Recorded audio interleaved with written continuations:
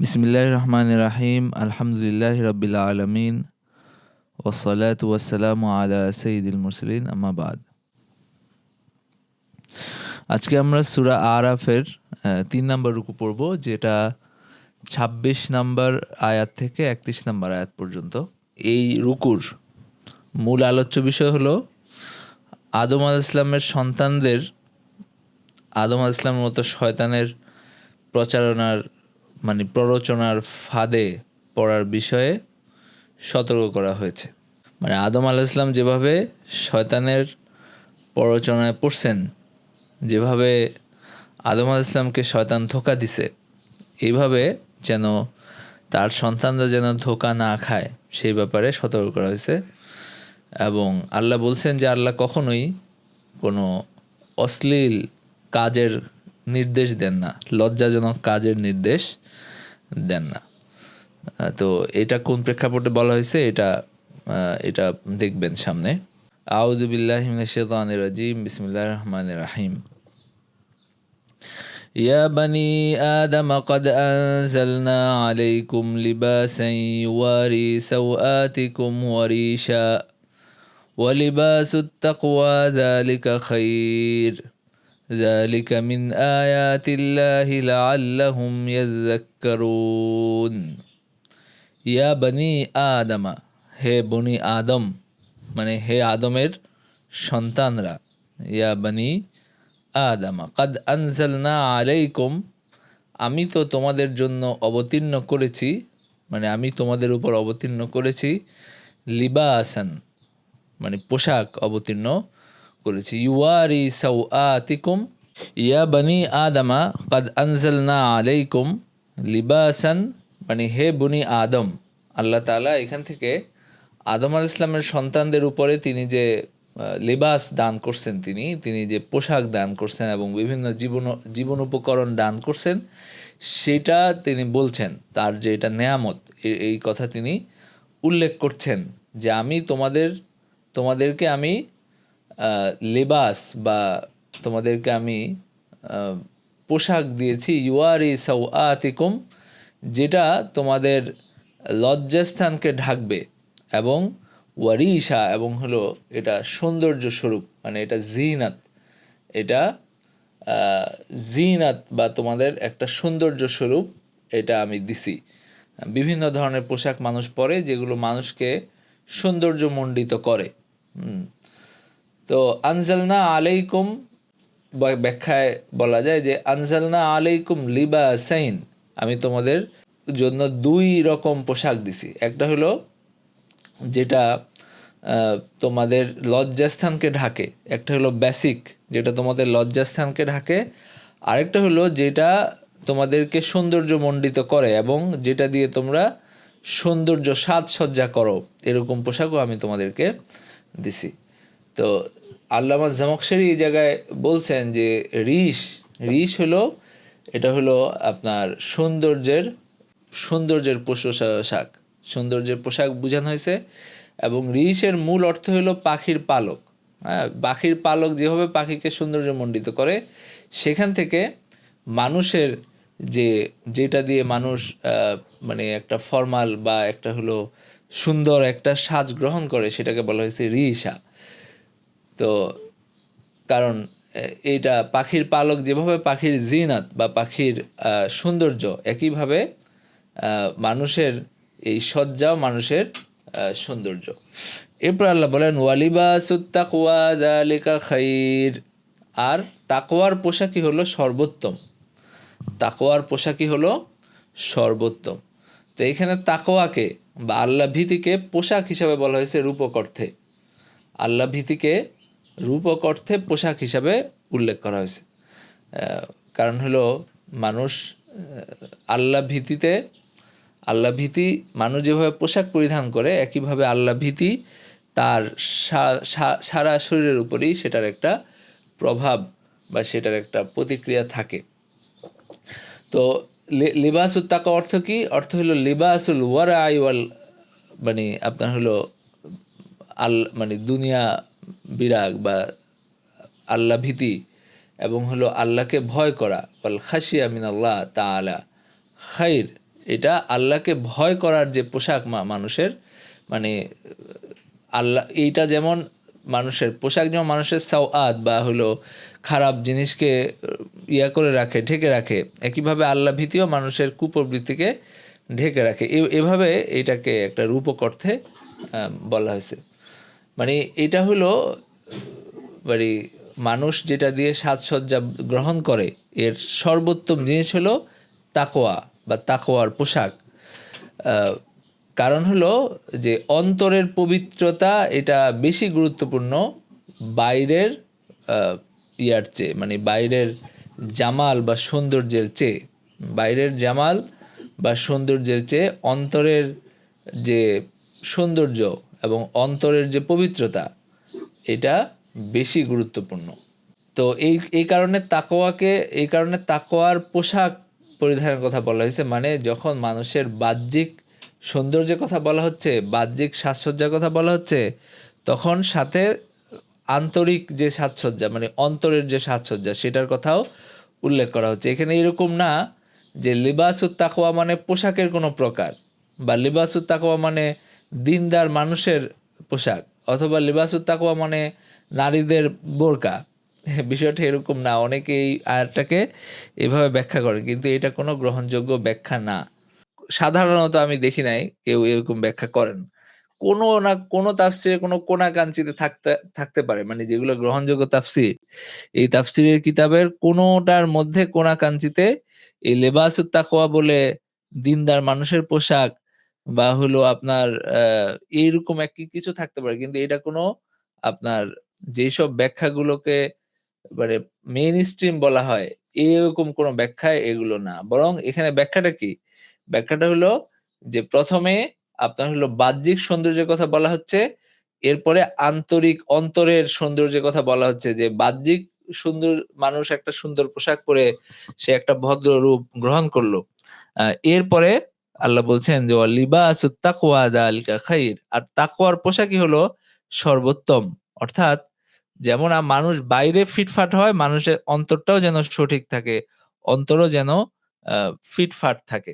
তো সেটার কথা আল্লাহ বলছেন যে যেভাবে বাইরে আল্লাহ ২ রকম পোশাকের কথা বলছেন। লিবাসান ইউয়ারি সাওআতিকুম, একটা হলো তোমরা তোমাদের লজ্জাস্থান বা তোমাদের যে আব্রু, যে সতর সেটা তোমরা ঢাকো। আর ওয়ারিশা, এবং আরেকটা দিয়ে তোমরা সাজসজ্জা গ্রহণ করো। এরপর আল্লাহ বলছেন ওয়া লিবাসুত তাকওয়া যালিকা খাইর, আর তাকওয়ার পোশাকই হলো সর্বোত্তম। মানে হলো যে আপনার আ তাকওয়াকে গ্রহণ করা। এই তাকওয়াকে গ্রহণ করা এটাই হলো সর্বোত্তম। তো এরকম বিভিন্ন কবিদের কথায়ও আ এই মানে তাকওয়ার লেবাস বা বিভিন্ন কাজের লেবাস হিসাবে গ্রহণ করার মানে আছে। কোনো একটা ভাষা কিভাবে ব্যবহার হয় এটা আসলে আমরা কিভাবে বুঝি? এটা বিভিন্ন ব্যবহার থেকে কিন্তু আমরা বুঝি। যেমন আরব কবিদের আ বিভিন্ন কবিতা এখানে সাফাতুত তাফাসিরের লেখক উল্লেখ করছেন। ওয়া খায়রু লিবাসিল মারই তাআতু রাব্বিহি, ওয়া খায়রু লিবাসিল মারই তাআতু রাব্বিহি ওয়ালা খায়রা ফিমান কানাল্লাহু আসিয়া। মানে মানুষের সর্বোত্তম পোশাক হলো আল্লাহর আনুগত্য। এটা হলো একজন কবির কবিতার মধ্যে এটা আসছে। মানে হলো আরবিতে এই লেবাসটাকে এভাবে রূপক অর্থে ব্যবহার করার প্রচলন আছে, এবং এখানেও এভাবে রূপক অর্থে ব্যবহার করেছে। এটা কোনো বাহ্যিক পোশাক বোঝানো হয় নাই। এটা হলো বিষয়। তো আমরা যখন অনুবাদ পড়ি যে আ আর তাকওয়ার পোশাক তা উত্তম, তখন আমাদের কাছে মনে হয় যেহেতু আমাদের এখানে পোশাককে এভাবে রূপক অর্থে নেওয়ার কোনো প্রচলন নাই। এই কারণে আমাদের কাছে মনে হয় যে এখানে বোধহয় তাকওয়ার পোশাক বলে কোনো পোশাক বোঝানো হয়েছে, বাহ্যিক পোশাক। কিন্তু আসলে ব্যাপারটা হলো যে এখানে আল্লাহ ১ম বাহ্যিক পোশাকের কথা বলছেন, পরে অন্তরের সৌন্দর্যের কথা বলছেন ওয়া লিবাসুত তাকওয়া বলে। যালিকা মিন আয়াতিল্লাহি লাআল্লাহুম ইয়াযাক্কারুন।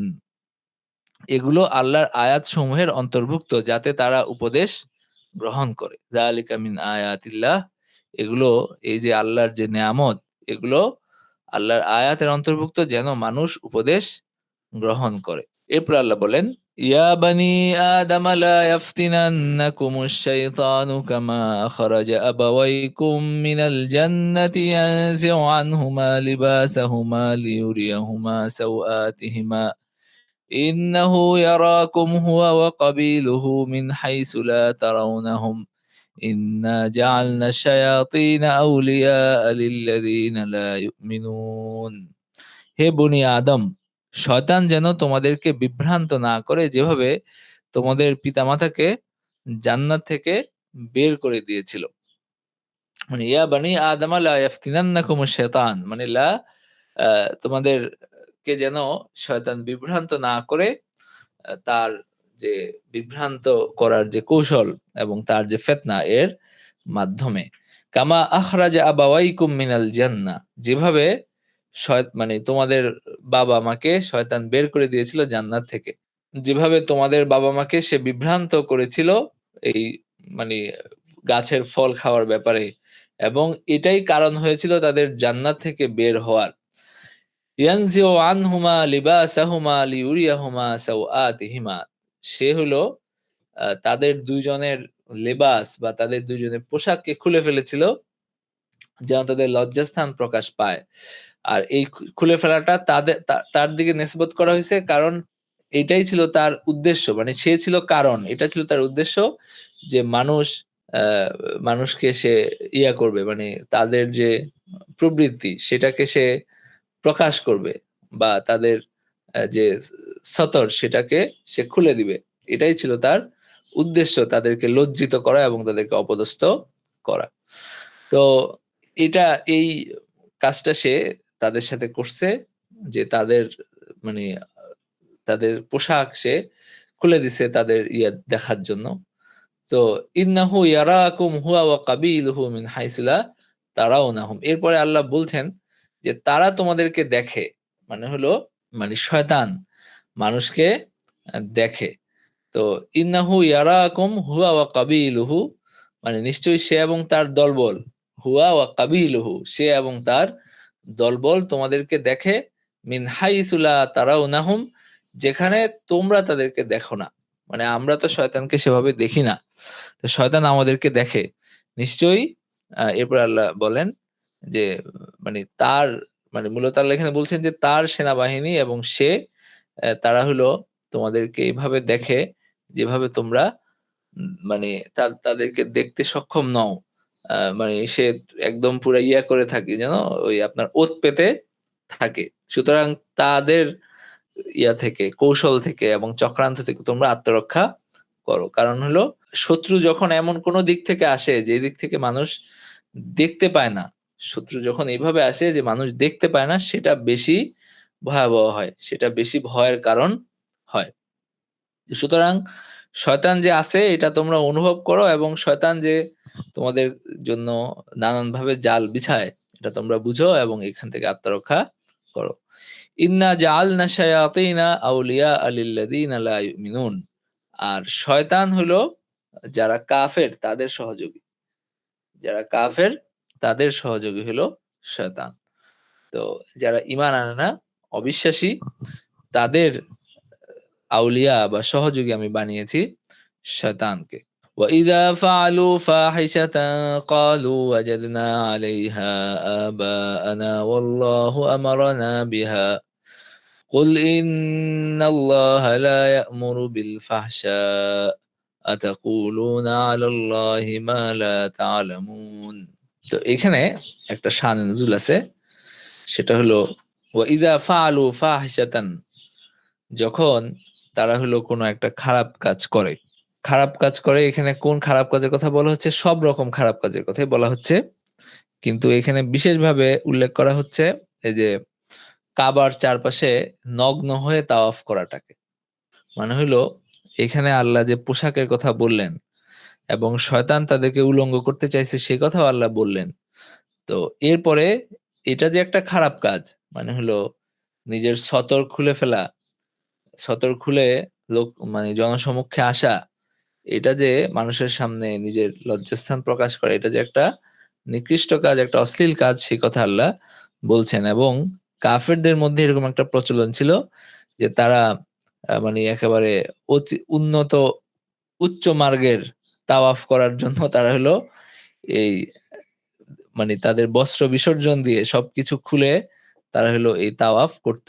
মানে কাবার চারপাশে নগ্ন হয়ে তারা তাওয়াফ করত। এবং তারা বলতো যে আমরা আমাদের মানে এই প্রচলন আমরা আমাদের পূর্বপুরুষের কাছ থেকে পাইছি এবং আল্লাহ আমাদেরকে এটা নির্দেশ দিছেন।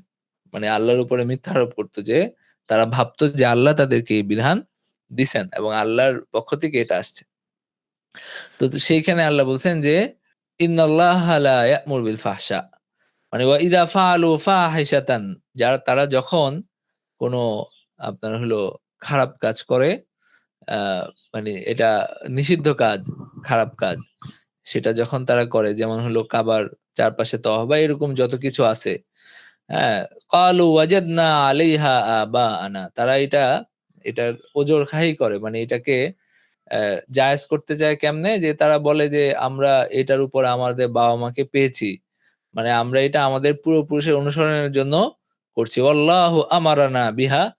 অথবা আল্লাহ আমাদেরকে এবং আল্লাহ আমাদেরকে এটা আদেশ করছেন। মানে আমাদেরকে এই যে নগ্ন হয়ে তাওয়াফ করার আদেশ করছেন। ওয়াহাদা এটা স্পষ্টই আল্লাহর উপর একটা কি যেন বলে? এটা একটা অপবাদ ছাড়া কিছুই না। মানে আ আল্লাহর উপর একটা অপবাদ ছাড়া এটা আর কিছুই না। তো এখানে বায়জাবি বলেন আরকি। বায়জাবি একটা প্রসিদ্ধ তাফসীর গ্রন্থ। এটার লেখকের কথা উল্লেখ করছেন সফওয়াত তাফসীর লেখক যে উনি বলেন যে তারা ২ টা দলিল দিছে। এখানে তারা ২ টা জিনিসকে দলিল হিসেবে উল্লেখ করছে। একটা হলো যে বাবা-মার অনুসরণ তারা করে মানে হলো পূর্বপুরুষের অনুসরণ করে তারা এটা করে। আরেকটা হলো আল্লাহর উপরে অপবাদ দিচ্ছে যে আল্লাহ তাদেরকে এটা নির্দেশ দিছেন। তো ১ম আ যে ব্যাপারটা ১ম যে দলিলটা আ এইটা এটা তো মানে হলো মানে বুঝাই যায় যে বাবা-মার অনুসরণ করে বা পূর্বপুরুষের অনুসরণ করে কোন খারাপ কাজ করার তো কোন সুযোগ নাই। কারণ পূর্বপুরুষ কোন দলিল না। যে আগে পূর্বপুরুষ করছে দেখে আমরাও করি, এটা কোন দলিল না। এরপরে ২য় টার ব্যাপারে ২য় টার জবাব আল্লাহ এখানে দিচ্ছেন যে, "কুল ইন্নাল্লাহা লা ইয়া'মুরু বিল ফাহশা।" বলো যে আল্লাহ কোন অশ্লীল কাজের আদেশ দেন না। আল্লাহ কোন অশ্লীল কাজের আদেশ দেন না। এটা বলো যে তারা যে বলে আল্লাহ এটা করছেন, এটা আল্লাহ কখনোই এরকম কিছু কোন নির্দেশ দেওয়ার কোন কারণ নাই। যে এই সমস্ত খারাপ কাজের, এই সমস্ত মানে নির্লজ্জ কাজের আদেশ আল্লাহ দেন না। কোন খারাপ কাজের আদেশ আল্লাহ দেন না। আতাকুলুনা আলাল্লাহি মা লা তা'লামুন। তোমরা কি আল্লাহর উপরে এমন কিছু বলো যেটা তোমরা জানো না? মানে তোমরা এটা ভর্ৎসনা করা হচ্ছে যে এমন কিছু তোমরা আল্লাহর ব্যাপারে বলো ঠিকমতো না জেনে। সুতরাং আ যেকোনো কিছু আল্লাহর বিধান হিসাবে প্রচার করার জন্য আল্লাহর ব্যাপারে কিছু বলছে। আল্লাহ এটা বলছেন, হ্যাঁ? এটা বলার জন্য আমাদের এটা চিন্তা-ভাবনা করা উচিত যে আসলে আল্লাহ এটা বলছেন কিনা? হ্যাঁ? বা কতটুক বলছেন। এখন অনেক ক্ষেত্রে এরকম আছে যে কোন একটা ইজতেহাদি বিষয় মানে ঠিক আছে উলামায়ে কেরাম এটা গ্রহণ করছেন। আ এটাকে ঠিক মনে করছেন, কেউ আবার মনে করেন নাই। এটাকে এনে বলা শুরু করে যে আল্লাহ বলছেন। তো আল্লাহ তো কতটুক বলছেন এটা কোরআনে আমাদের সামনে স্পষ্টভাবে আছে, তাই না? তো এর বাইরে যা কিছু আছে যেটার অবস্থান যা সেভাবে আমাদের বলা উচিত। এমন কোন কিছু আল্লাহর নামে বলা উচিত না যেটা আল্লাহ আসলে বলেন নাই। আতাকুলুনা আলাল্লাহি মা লা তা'লামুন। তোমরা কি এমন কিছু আল্লাহর ব্যাপারে বলো যেটা তোমরা জানো না। মানে আল্লাহ বলছেন কিনা এটা আমরা জানি না। একইভাবে এখানে কোরআনের যখন আমরা ব্যাখ্যা করব তখনও আমাদের এটা মনে রাখা উচিত যে আল্লাহ এখানে কতটুক বলছেন আমি যেন একেবারে মনের মাধুরী মিশিয়ে মানে এটাকে এমনভাবে ব্যাখ্যা না করি যেই কথা আল্লাহ আসলে বলেন নাই। তো সেটা আমি হলো ব্যাখ্যা হিসাবে মানে চালানোর চেষ্টা যেন না করি। এই কাজটাও এই আয়াতগুলো থেকে এই ব্যাপারেও আমাদের সতর্ক সতর্কতা যে সতর্ক যে থাকা উচিত সেটাও বুঝা যায়। যে আল্লাহ একটা কথা বলছেন সেটাকে এমনভাবে মনের মাধুরী মিশিয়ে আমি ব্যাখ্যা করলাম। তো আমি তো এটা আমার কথা হিসেবে মানে বলতে পারি যে আমি এখান থেকে এটা এটা বুঝতে পারছি, আমার মনে এটা আসছে। তো এটা ঠিক আছে। কিন্তু কোরআনের ব্যাখ্যা হিসেবে যে আল্লাহই এটা বলছেন, এভাবে আপনি হলো মনের মাধুরী মিশিয়ে আপনার মন গড়া একটা কিছু অনেক কিছু বলে দিলেন। এটা ঠিক না। তো যাই হোক, আল্লাহ এখানে ভর্ৎসনা করছেন তোমরা আল্লাহর ব্যাপারে এমন কিছু বলো যেটা তোমরা জানো না। এরপরে এই আয়াতগুলো থেকে যে শিক্ষা এবং নির্দেশনা আমরা পাই। নাম্বার ১ হলো যে আল্লাহর যে নেয়ামতগুলো আছে সেগুলো স্মরণ করা এবং আল্লাহর শুকরিয়া আদায় করা। আ এটা এ মানুষ মানে এটা ঈমান এবং তাকওয়ার জন্য সহায়ক এবং এটা আমাদের করা উচিত। আল্লাহর যে নেয়ামতগুলো আছে সেগুলো স্মরণ করা, সেগুলো মনে করা, সেগুলো উল্লেখ করা। ও আম্মা বিনিয়ামাতি রাব্বিকা ফাহাদ্দিস। আল্লাহ সূরা দোহায় আল্লাহ নবীজিকে বলছেন যে, তোমার উপরে যে তোমার রবের যে দয়া সেই কথা তুমি প্রকাশ করো, সেই কথা বলো। তো আল্লাহর যে নেয়ামতগুলো আমাদের উপর আছে এগুলো শুকর করা উচিত এবং এগুলো মনে রেখে ঈমান এবং তাকওয়ার দিকে অগ্রসর হওয়া উচিত। নাম্বার ১। নাম্বার ২ হলো যে শয়তানের ফিতনা থেকে সতর্ক থাকা আমাদের কর্তব্য। শয়তানের ফিতনা থেকে সতর্ক থাকা আমাদের কর্তব্য। সে আমাদেরকে এভাবেই দেখে এবং নজরে রাখে যেভাবে আমরা তাদেরকে দেখি না। তো সুতরাং তাদের থেকে খুব সাবধান থাকা উচিত। নাম্বার ২। নাম্বার ৩ হলো যে কাফেরের অন্তর হলো আপনার গুনাহ মানে গুনাহগার আরকি। আপনার হলো আ এভাবে এইভাবে তাদের মধ্যে এবং শয়তানের মধ্যে অ্যা সহযোগিতা, অভিভাবকত্ব এটা মানে সাব্যস্ত হয় আরকি। মানে শয়তানের অন্তর আ যেহেতু গুনাহগার সেখানে শয়তান এই আপনার কাফেরের অন্তর যেহেতু গুনাহগার বা যে অন্তর আল্লাহকে বিশ্বাস করে না, সে অন্তর যেহেতু গুনাহগার সেটা শয়তানের সাথে মিলে এবং তারা একে অপরের সহযোগী হয়। কাফেররা আল্লাহ শয়তানকে কাফেরদের সহযোগী হিসাবে বানাইছেন। তো সে তাদেরকে সহযোগিতা করে। নানান কুপরামর্শ দিয়ে, নানান কিছু দিয়ে সেগুলো তাদেরকে মানে সহায়তা করে। নাম্বার ৪ হলো আপনার হলো যে অশ্লীল কাজের যে এটা যে খারাপ এবং এটা যে হারাম, সে কথা আমরা এখান থেকে বুঝতে পারি। নগ্নতা এবং হলো আ সতর প্রকাশ করা। এটা যে হারাম এবং এটা যে অশ্লীল কাজ। কারণ আল্লাহ ১ম এটা বলছেন যে এটা মানে কি যেন বললে তারা এটা আল্লাহর উপর চাপায় এবং আল্লাহ বলছেন যে, "ইন্নাল্লাহা লা ইয়া'মুরু বিল ফাহশা" আল্লাহ কোন অশ্লীল কাজের আদেশ দেন না। তো তার মানে এই যে নগ্নতা এটা যে খারাপ এবং এটা যে গর্হিত কাজ এটা এখান থেকে বুঝা যায় এবং এটা যে হারাম এটাও এখান থেকে বুঝা যায়। নাম্বার ৪। নাম্বার ৫ হলো যে মানুষের কাজের মাধ্যমে দলিল দেওয়া। আ এইটা যে আসলে কোনো দলিল না। হ্যাঁ? এটা যে কোনো ভিত্তি নাই সেই কথা এখান থেকে বুঝা যায়। কারণ হলো যে মানুষের কাজ এই যে পূর্বপুরুষ আমি এরকম দেখছি, আমাদের এরকম করছে, হ্যাঁ? এটার কোনো দলিল নাই। হ্যাঁ? সুতরাং এইটার আসলে এটার বিরুদ্ধে দলিল দেওয়ারও প্রয়োজন মনে করা হয় নাই। সুতরাং মানুষের কাজ কোনো দলিল না। হ্যাঁ? এইটা এখান থেকে আমরা বুঝতে পারি নাম্বার ৫।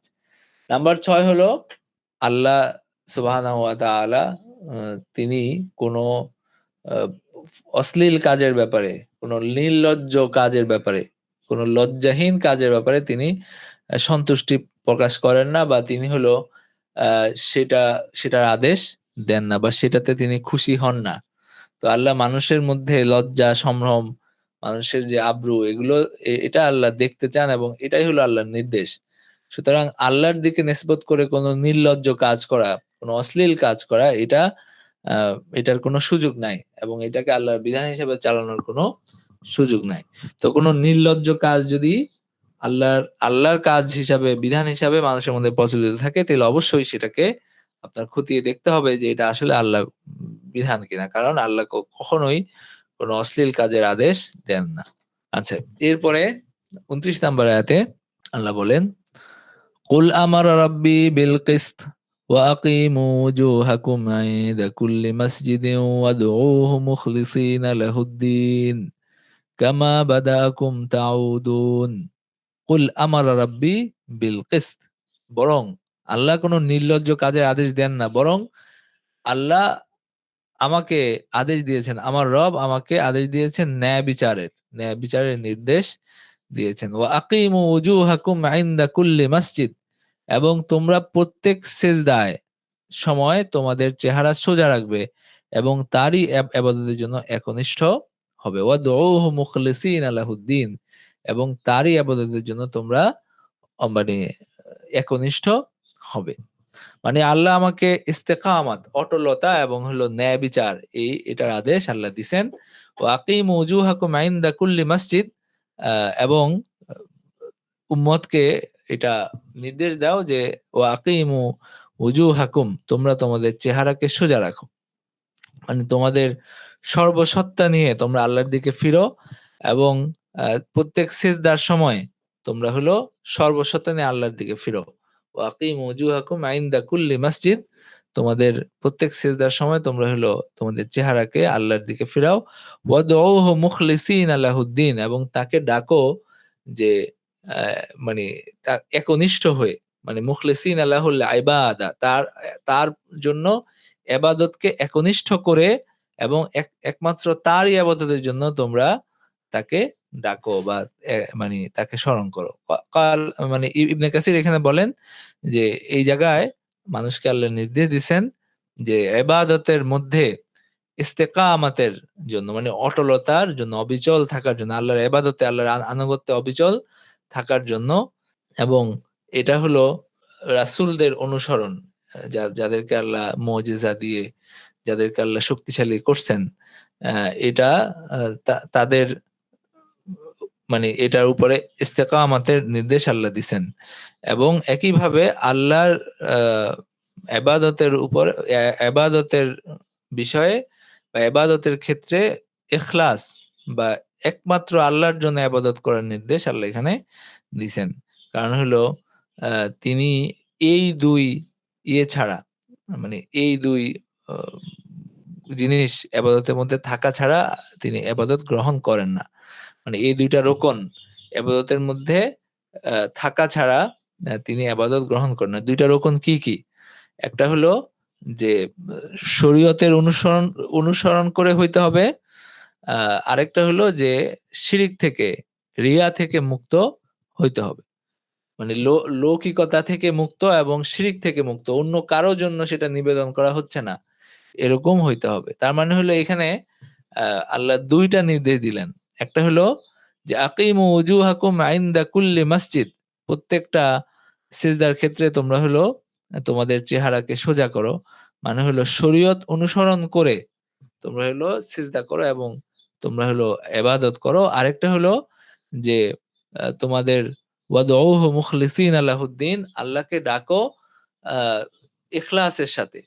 কোন রিয়া বা কোন লৌকিকতা, কোন ধরনের শিরক, অন্য কারো ইবাদত যেন এর মধ্যে যুক্ত না থাকে। এভাবে তোমরা আল্লাহর ইবাদত করো। কামা বাদাআকুম তাউদুন, যেভাবে তিনি তোমাদেরকে সৃষ্টি করছেন একইভাবে সেভাবে তোমরা ফিরে আসবে। মানে যেভাবে জমিন থেকে তোমাদেরকে সৃষ্টি করা হয়েছে, তোমরা জমিনেই আবার ফিরে যাবে। জমিন থেকে মানুষকে সৃষ্টি করা হয়েছে, জমিনেই তোমরা আবার ফিরে যাবে, সে কথা আল্লাহ বললেন। তো তার মানে এই আয়াতে, আগের আয়াতে যেটা বলা হয়েছিল আরকি, যে আল্লাহর ইবাদত হিসাবে এমন কিছু চালানো হচ্ছিল যেটা অশ্লীল এবং যেটার নির্দেশ আল্লাহ দিতে পারেন না। তো এইখানে আল্লাহ বলছেন যে আ নবীজিকে নির্দেশ দিচ্ছেন যে, "বলো আমাকে আল্লাহ ন্যায়পরায়ণতার, আদল ইস্তেকামাতের আদেশ দেন, এবং তোমরা তোমাদের চেহারাকে মানে ইবাদতের জন্য প্রত্যেকটা সিজদায় তোমরা তোমাদের চেহারাকে সোজা করো বা ইবাদতের উপর অটল থাকো। যেভাবে আমি শিখাইছি, যেভাবে আল্লাহ শিখাইছেন, যেভাবে নবীজির মাধ্যমে যেভাবে প্রচারিত হইছে, তার অনুসরণ করে তোমরা হলো এটার উপরে অবিচল থাকো, ইবাদতের উপরে। ইবাদতের ক্ষেত্রে কোন ধরনের বেদাত, কোন ধরনের মানে নবসংযোজন, এগুলো গ্রহণযোগ্য না। আরেকটা হলো যে ওয়াদউহু মুখলিসিনা লাহুদ্দিন, এবং তোমরা হলো একনিষ্ঠভাবে আল্লাহকে ডাকো। মানে হলো এখানে কোন ধরনের যেন রিয়া বা কোন ধরনের লৌকিকতা, কোন ধরনের শিরক, এগুলো যেন স্থান না পায়। এবং আল্লাহ বলছেন যে কামা বাদাআকুম তাউদুন, যেভাবে তিনি তোমাদেরকে সৃষ্টি করছেন একইভাবে তোমরা তোমরা ফিরে যাবে। মানে তোমরা হলো জমিন থেকে সৃষ্টি হয়েছে, জমিনে ফিরে যাবে। এরপর আল্লাহ বলেন ফারিকান হাদা ওয়া ফারিকান হাক্কা আলাইহিমুদ দালালাহ ইন্নাহুম ইত্তাখাযুশ শায়াতিনা আউলিয়া মিন দুনিল্লাহি ওয়া ইয়াহসাবুনা আন্নাহুম মুহতাদুন।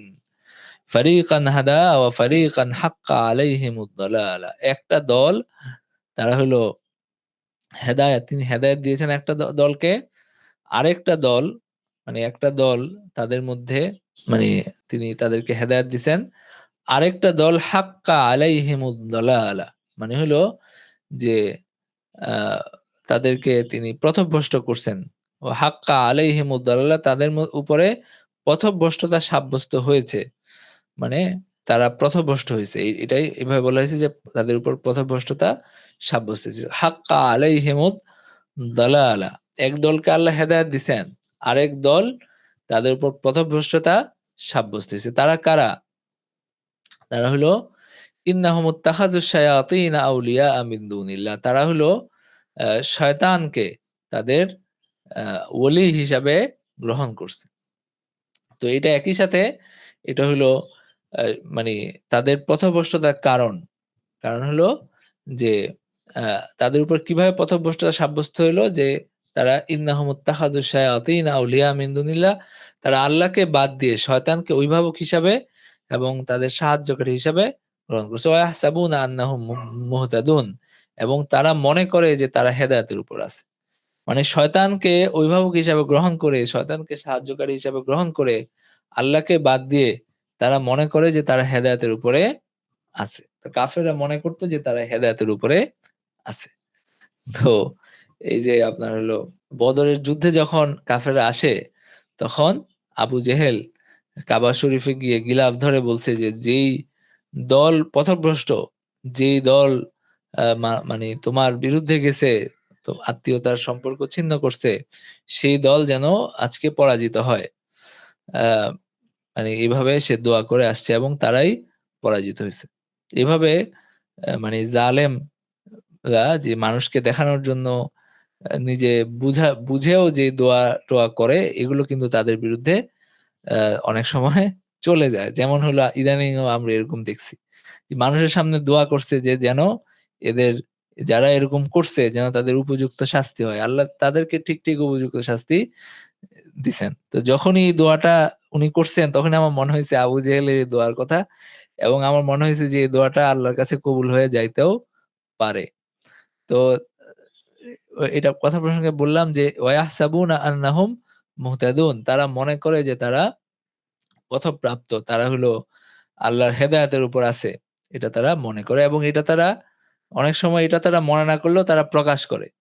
মানে তারা বুঝে যে তারা ভুলের উপর আছে কিন্তু মানুষকে তাদের যে অন্ধ সমর্থক আছে, তাদের যে দলবল আছে তাদেরকে দেখায় যে আমরা হলো খুব ঈমানের উপরে আছি। তো আবু জেহেল বদরের যুদ্ধে আসার আগে এভাবে দোয়া করছিল কাবা শরীফে গিয়ে যে আমি হলো যারা পথভ্রষ্ট আপনি যেন তাদেরকে করেন। তো আল্লাহ এখানে বলছেন যে ওয়াহসাবুনা আন্নাহুম মুহতাদুন মানে তারা মনে করে যে তারা হলো হেদায়েতের উপরে আছে। মানে তারা হলো শয়তানকে নিজেদের অভিভাবক হিসেবে গ্রহণ করে তার দেখানো পথে চলে তারা মনে করে যে তারা খুব মানে হেদায়েত পাইছে বা হেদায়েতের উপরে আছে।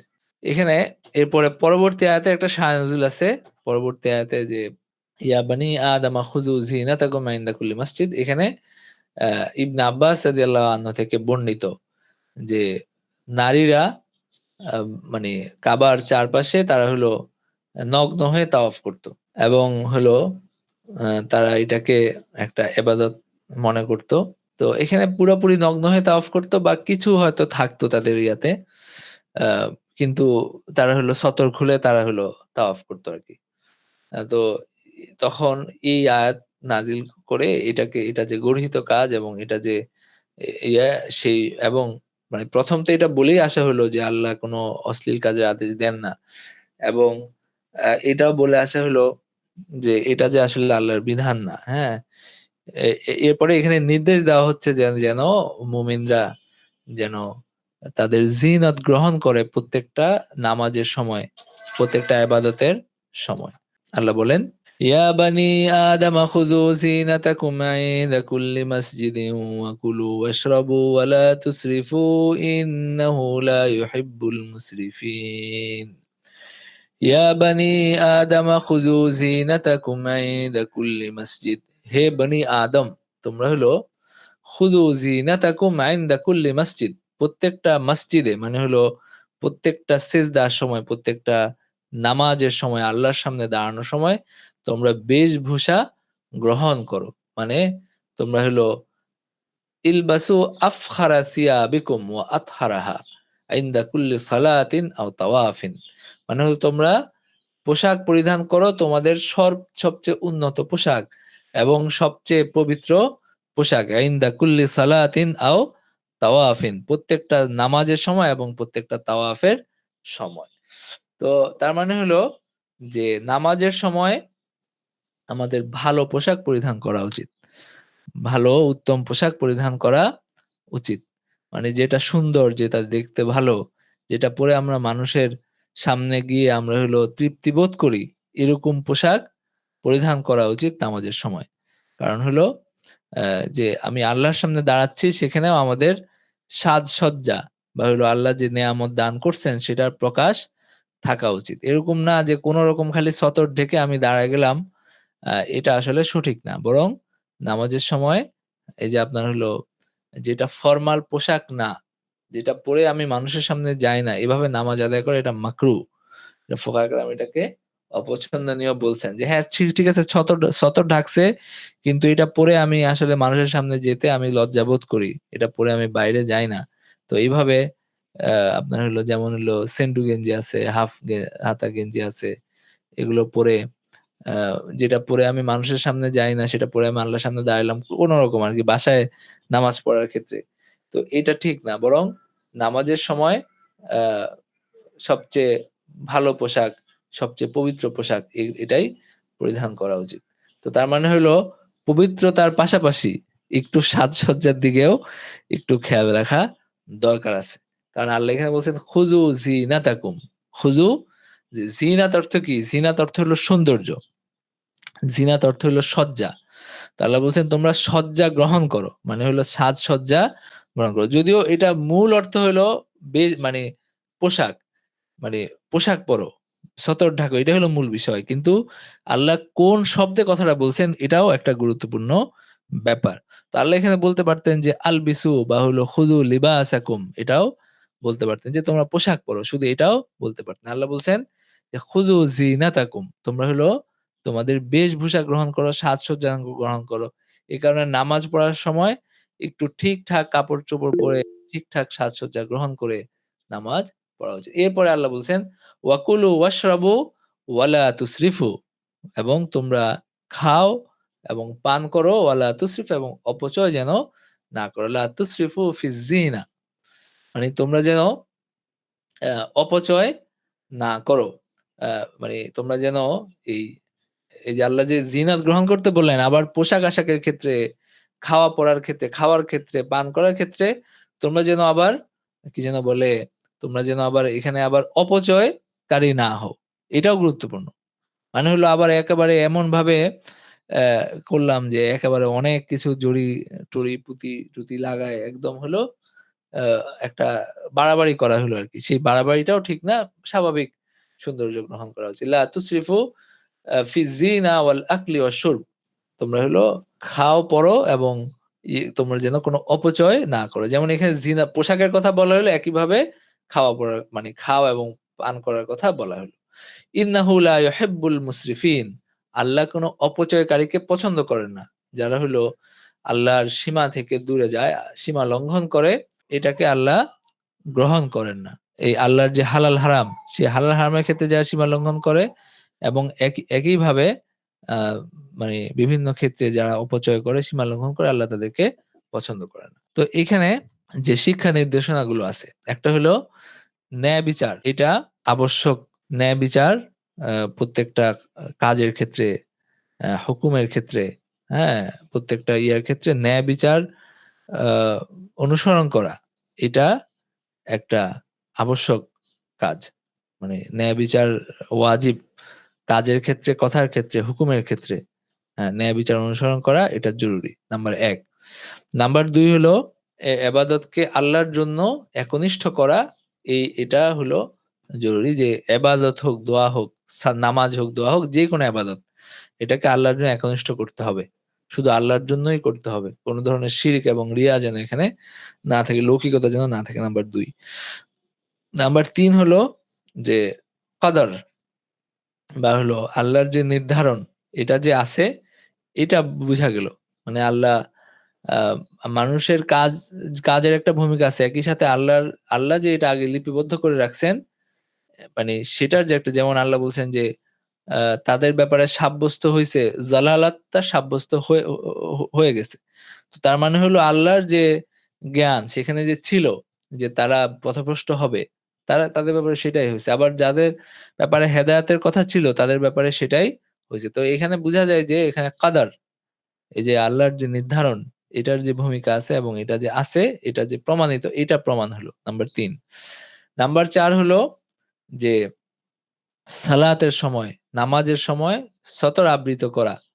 সতর আবৃত করা এটা ওয়াজিব।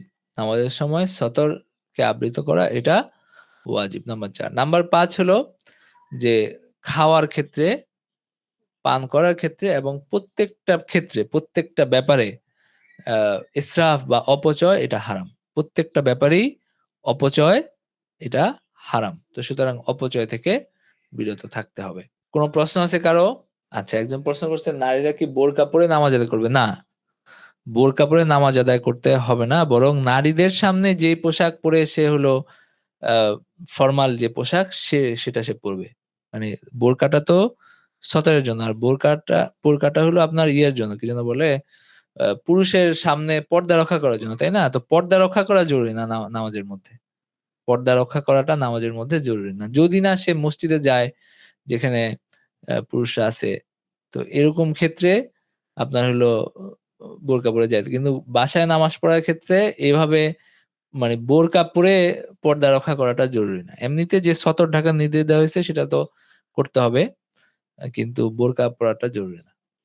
বোরকা তো আসলে মানে বোরকা কিন্তু একটা নতুন আবিষ্কৃত জিনিস। এটা আপনারা বুঝেন কিনা জানি না। বোরকা এটা হলো সহায়ক।